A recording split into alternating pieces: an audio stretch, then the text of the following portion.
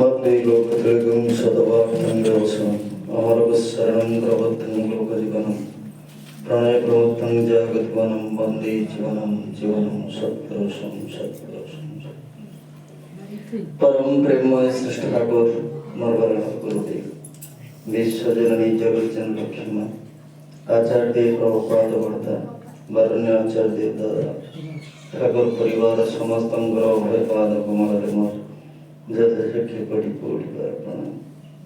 আজির সন্ধ্যা সৎসঙ্গের বরণ্য অধ্যক্ষ পূজ্য প্রভু ভাইଙ୍କୁ ମୋର ଅନ୍ତରର ପ୍ରଣାମ ଜୟ ଗୁରୁ ଜଣାଏ। ଉପସ୍ଥିତ ପୂଜ୍ୟ ସାରଙ୍କୁ ମୋର ପ୍ରଣାମ ଜୟ ଗୁରୁ ଜଣାଏ। ଆମର ପଣ୍ଡିତ ରତ୍ନାକର ଭାଇ ଏବଂ ସମସ୍ତ ଗୁରୁ ଭାଇ ମାମାନଙ୍କୁ ମୋର ପ୍ରଣାମ ଜୟ ଗୁରୁ ଜଣାଏ। ଉପସ୍ଥିତ ସାଧୁ ସଜ୍ଜନ ମଣ୍ଡଳୀ ସମସ୍ତଙ୍କୁ ମୋର ପ୍ରଣାମ ଜୟ ଗୁରୁ। तथैव भक्तभाई माइक्रोफोन माध्यम जे जोटी थाई प्रभुंकर गुण कीर्तन श्रवण करुछन्ति समस्त जय गुरु प्रणाम तथा प्राण छोट छोट पिला माननको मोर स्नेह शुभेच्छा जणाए। आज এই পূর্ণ পবিত্র লগ্ନରେ ପୂଜ୍ୟ ରତ୍ନାକର ଭାଇ ଏବଂ ଜଗବନ୍ଧୁ ଭାଇ ତାଙ୍କର ଗୃହାଙ୍ଗନରେ ପ୍ରଭୁ ପରମ ଦୟାଳୁଙ୍କୁ ପ୍ରତିଷ୍ଠା କରି ଏ ଯେଉଁ ସତ୍ସଙ୍ଗର ଆୟୋଜନ କରିଛନ୍ତି ତାହା ଆପଣମାନେ ସମସ୍ତେ प्रारंभिक सूचना अनुभव करिछन्ति। आज होछि नामकरण दिवस एकविंश दिवस उद्देश्य आमर भाईंकर नाती एकविंश दिवस से एक पूर्ण अवसर रे प्रभु परम दयालु श्री ठाकुर प्रतिष्ठा करी जो सत्संग आयोजन करिछन्ति सेति प्रभु पाखरे प्रार्थना रखे प्रभु परम दयालु से नवजात शिशुटी संपूर्ण भाव सुस्थ एवं निरामय जीवन यापन करंतु एवं जड़े भल मनीष हूँ प्रभु पाखे प्रार्थना रखे देशर समाज जड़े प्रतिष्ठित व्यक्ति हो वंशर ना रखु यह प्रभु पाखे प्रार्थना रखा सहित ये गृह रोग शोक दुख जंत्रणा हताश दूरीभूत हो समस्ते शांति स्वस्थ जीवन यापन करंतु उपस्थित समस्त तथा देश जाति समाराष्ट्र प्रति प्रत्येक परम दयाल एकांत भाव मंगल विधान करंतु ताई प्रभु पाखे प्रार्थना रखे। प्रभु परम दयाल श्री ठाकुर तांकर श्रीमुख निश्चित बाणी ठाकुर जो छोट छोट कथा कही गले यदि आमे से छोट कथा को यदि टिके गुरुत्व देवा ताले निश्चित भाव में बड़ कथार स्वाद ही अनुभव करि परिबा नले हबो नाही। ठाकुर से दिन कथा प्रसंग रे कहउछन्ति তোরা যদি এই জন্মে আমাকে একটা সুসন্তান না দিলি জানবো এবার তোরা আবার আমাকে ফাঁকি দিলি। তাহলে কথাটা কেতে ছোট কথাটা আপন মানে টিকে গুরুত্ব দিয়ন্তু। ঠাকুর কইছন্তি তোরা যদি এই জন্মে আমাকে একটা সুসন্তান না দিলি তাহলে জানবো যে আবার আমাকে ফাঁকি দিলি। তাহলে এই কথাকে আমি অনুভব করিবা দরকার। আমি হয়তো ভাবিছন্তি দেশ সেবার তো বহুত কথা চলছি রাস্তা ঘাট কলেজ করদেলে হয়তো আমি ভাবছি বড় বড় দেশ সেবা হয়ে গেল কিন্তু ঠাকুর সেই কথা কইছন্তি देश सेवा माने ताही देश गोटे सुसंतान दान करिबा आ ए सुसंतान दान करिबाटा एते सहज साध्य कथा नहीं। आज देखंतु ठाकुरंकर छोट छोट बाणी भितरे जो दर्शन अछि आजिर विज्ञान माने जो माने बड़ बड़ दार्शनिक माने पागला हे उछंती ठाकुरंकर गोटे छोट कथा करी ठाकुरंकर जो छोट कथाटा देखंतु ठाकुर कहउछंती किमिदिया बाणी जे इष्ट निसारे छोडिले पुरुष प्रज्ञा अनुपमा स्वामी निसारे छोडिले स्त्री योग्य पिलार मां सेति के हले हो स्त्रीटा जदि तार स्वामीर निशाना रे छोटे स्वामीटा जो वर्गर मनीष हो चाकरी हो व्यवसाय हो चाषी हो मूलिया हो जहाँ भी हो जदि ता प्रति से श्रद्धानुगत्य जदि नाही ताहले से हजार देवता हेले मध्य देव संतान आसीबार मध्य प्रश्न ही उठुनी। ताहले हमर से श्रद्धा आचरणटा के रहिबा कथा आ उठे छोटिया कथा ठाकुर को धरि जेति मु अनुभव करिछि कारण एडी ठाकुर कहउछन्ति जार बाजे तार अंतरे बाजे अंतर नहीं तो सब तार आवेगे जरा अनुभव अनुकरण करे तारा हयतो किछु बुझते पारे नले बुझिबा ही असंभव।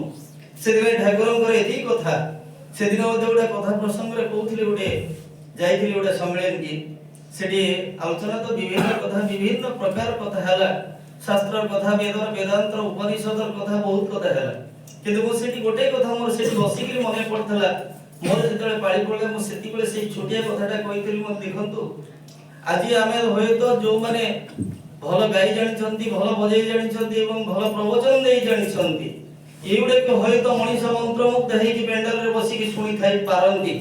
ଆଉ ସେଇ ବାହାବା ନେବା ଆଉ ସେଇ କଥାକୁ ଶୁଣିକି ଆମେ ବିଭୋର ହବାଟା ସ୍ୱାଭାବିକ। ଯଦି ଆମେ କହିବା ସହିତ ଯଦି ଆମର ଆଚରଣ ଭିତରେ ଯଦି ସେ କଥା ନ ଥାଏ, ତାହେଲେ ଆମେ ହୁଏତ ପେଣ୍ଡାଲରୁ ଉଠି ଗଲେ ସେ କଥା ଆମେ କେହି କାର୍ଯ୍ୟକାରୀ କରିପାରିବା ନାହିଁ। ସେଥିପାଇଁ ଗୋଟିଏ କଥା ଠାକୁର ସେଇ କଥା କହିଲେ, মুখে জানে ব্যবহার নাই সেই শিক্ষার মুখে ছাই। ଆମେ ସବୁ ଯେଉଁ କଥା କହିବା ପୂର୍ବରୁ ଯଦି ଆମେ ସେ କଥାକୁ ଯଦି ଟିକେ କାର୍ଯ୍ୟକାରୀ ନିଜ ଜୀବନରେ କରିବା, ତାହେଲେ ଅନ୍ୟମାନଙ୍କୁ କହିଲେ ସେ କଥା ନିଶ୍ଚିତ ଭାବରେ ପ୍ରଭାବ ପଡ଼ିବ। ମୁଁ କରିବି ନାହିଁ, ଅନ୍ୟମାନଙ୍କୁ କହିବି, ଉପଦେଶ ଦେବି, ଇଏ କିନ୍ତୁ ହବ ନାହିଁ। କାରଣ ମୁଁ ଜାଣିଛି ଗୋଟେ ଆମର ଯେ ରୀତିକ ଆପଣମାନେ ଜାଣିଥିବେ, ହରିବଦ ଜାନା ତାକୁ ଜାଣିଛନ୍ତି, ମୋଟେ ବଡ଼ ବଡ଼ ଭାଷଣ ତାଙ୍କ ପାଖରେ ନାହିଁ, ଛୋଟ କଥା ସବୁବେଳେ। ଏ ଖାଇବ କେମିତି, ବସିବ କେମିତି, ଯିବ କେମିତି, ଆସିବ କେମିତି, ଏଇ ଯୋଉ ବ୍ୟବହାରିକ ଚିନ୍ତାଧାରା, ସେ ଯୋଉ ନିଖୁଣ ମଣିଷ, ସେ ସକାଳେ ଉଠିଲେ ଜୀବନଚର୍ଯ୍ୟାରେ କେମିତି ରୋଷେଇ କରିବ, କେମିତି ରୋଷେଇ କରିବା ପାଇଁ ମା ଜଣେ କିଭଳି ଭାବରେ ବସିକି ରୋଷେଇ କରିବ, ଛୋଟ ଛୋଟ କଥା ମୁଁ ଦେଖି ତାଙ୍କର କଥା ଭିତରେ ଜଣେ ମା ଯଦି ଅସ୍ଥିର ମନ ହେଇକି ରୋଷେଇ କରେ, ତାର ରୋଷେଇର ବ୍ୟତିକ୍ରମ ନିଶ୍ଚିତ ହବ। ଯୋଉ ମା ବସି ଜାଣିନି ସେ କିନ୍ତୁ ରୋଷେଇ କରି ଜାଣି, ତାଙ୍କର ଗୋଟେ ଛୋଟିଆ କଥାଟା, ଯୋଉମାନେ ଶାନ୍ତ ଭାବରେ ବସିକି ରୋଷେଇ କରେ ସେ ରୋଷେଇର ମଧ୍ୟ ଗୋଟେ ତାରତମ୍ୟ ଅଛି। ଆଉ ଯୋଉମାନଙ୍କର ଶାନ୍ତ ସ୍ୱଭାବ ନାହିଁ, ବିଚଳିତ ଭାବ, ଆପଣ ଦେଖିବେ ବହୁତ ସଂସାରରେ କିଛି ନଥାଏ, ହଠାତ୍ ରାତି ଅଧରେ କିମ୍ବା ଖାଇବା ପରେ ଗୋଟେ ବ୍ୟତିକ୍ରମ ସୃଷ୍ଟି ହେଉଛି। କାରଣ କଣ? ଯୋଉଠି ଦେଖିବେ ଅସ୍ଥିର ଚିନ୍ତାଧାରା ଭିତରେ ଦେଇ ଯୋଉ ପ୍ରସ୍ତୁତି ହୁଏ, ତା ଭିତରେ ବ୍ୟତିକ୍ରମ ମଣିଷର ଆସେ।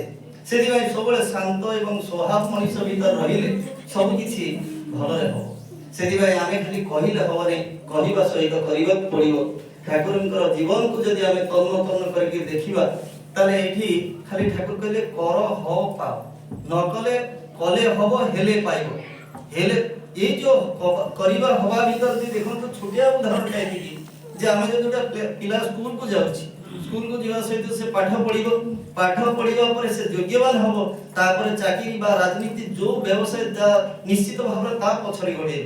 ଆମେ ଯଦି ପ୍ରକୃତରେ ଯୋଗ୍ୟ ହେଇନାହାନ୍ତି, ତାହେଲେ ଆମେ କିଛି ଚାକିରି କଲେ ବି ହବନି, ବ୍ୟବସାୟ ପଇସା ନାହିଁ, ଇଏ ନାହିଁ, ଆମେ ହବ।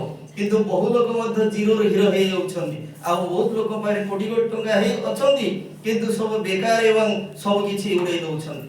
ସେଥିପାଇଁ ଆଳି ରାଜାଙ୍କର ଗୋଟେ ଲେଖା ମୁଁ ଦେଖିଛି, ସେ ଚନ୍ଦ୍ରଭାନୁଦେବ ନା ଉଦୟ ଭାନୁଦେବଙ୍କର କଥା, ଯେ ମୋ ବଂଶରେ ଯେ ଅକର୍ମା ହବ, ଅଯୋଗ୍ୟ ହବ, ସେ ଘର ଭାଙ୍ଗିକି ଖାଇବେ। ସେ ଘର ଭିତରେ କଣ ଅଛି କି ନାହିଁ, ଅଦ୍ୟାବଧି ତାର 3ଟା ତାଲା ପଡିକି ରହିଛି, କିନ୍ତୁ କେହି ଅଯୋଗ୍ୟ ହବା ଭୟରେ ସେ ତାଲା ଖୋଲୁନାହାନ୍ତି।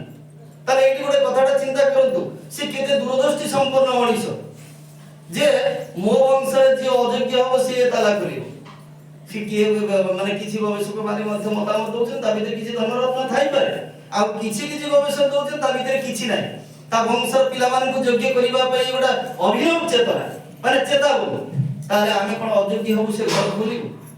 ସେଥିପାଇଁ ଆମର ଯୋଗ୍ୟତା ଦରକାର। ସେଥିପାଇଁ ଠାକୁର କହିଲେ ଯୋଗ୍ୟତା ଜାହିର କରେ, ଅଧପତନେ ତାରେ ମରେ। ସମସ୍ତଙ୍କର ସବୁ ଭାବରେ ଦକ୍ଷତା ଏବଂ ଯୋଗ୍ୟତା ଥିବା ଦରକାର। ଆମ ଗଣତନ୍ତ୍ର ସମସ୍ତେ ଅଛନ୍ତି ବହୁତ ପଣ୍ଡିତ ଏବଂ ବିଜ୍ଞ ମଣିଷ, ପଣ୍ଡିତ ରତ୍ନାକର ଅଛନ୍ତି, ସାର୍ ଅଛନ୍ତି, ଏମାନେ ଧନ୍ଦାରେ ଅଛନ୍ତି, ଏମାନେ ସବୁ କିଛି ଜାଣିଛନ୍ତି ଏବଂ ଜାଣିଗଲ। କିନ୍ତୁ ଏଇ ଜାଣିବା କରିବା ଭିତରେ ଦେଇ ଯଦି ଆମେ ଯୋଉଟା ଆମ ଆଚରଣ ଭିତରେ ଅଛି, ତା ବାହାରେ ଆମେ ଯେତେ ଯାହା କହିଲେ ମଧ୍ୟ କିଛି ଲୋକ ଶୁଣିବେ, ଭଲ ଲାଗିବ, କିନ୍ତୁ କରିବା ମଧ୍ୟ ବ୍ୟତିକ୍ରମ ହବ। ଯାହା ସମାଜ ବିକ୍ରାନ୍ତ ମହାବିଶ୍ୱ ନୌନି ଏଦିকে রয়েছে বন্দে পুরুষোত্তম।